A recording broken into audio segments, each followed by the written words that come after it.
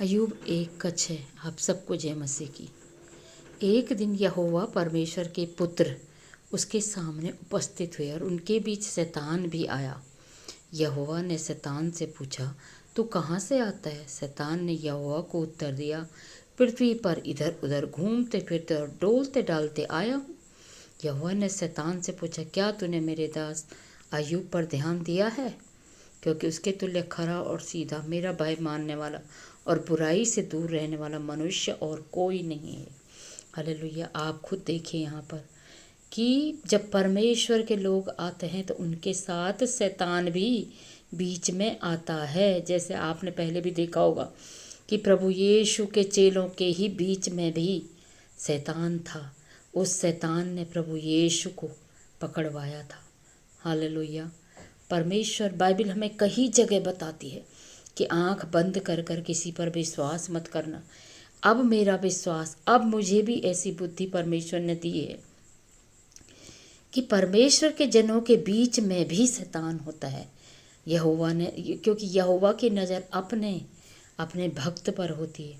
वो देखता है मेरा भक्त खराई से चलता है, मेरे डर से चलता है, मेरा भय मानता है, सीधा साधा है और बुराई से दूर रहता है।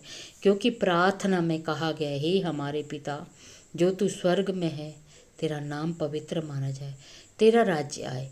और उसमें कहा गया कि हमें बुराई से दूर रखना, हमें परीक्षा में न डालना। लेकिन परीक्षा में डालने में महिमा, पराक्रम और बड़ाई परमेश्वर की है।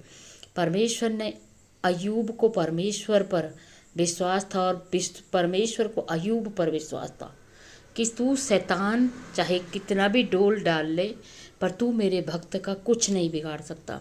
शैतान ने अपनी जितनी भी शैतानी ताकतें थी सारी आजमाई, लेकिन लास्ट में परमेश्वर ने अय्यूब को परख कर उसको पूर्ण ज्यों का त्यों कर दिया था। हालेलुया। अय्यूब ने अपने विश्वास को नहीं खोया। उसके मित्रों ने उसे भड़काया, उसकी पत्नी ने कहा, पर अय्यूब अटल रहा अपने विश्वास पर।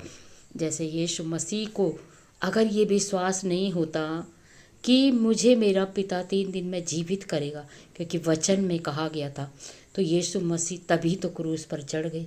उन्हें विश्वास था। उनका विश्वास कितना अद्भुत चट्टान के समान है।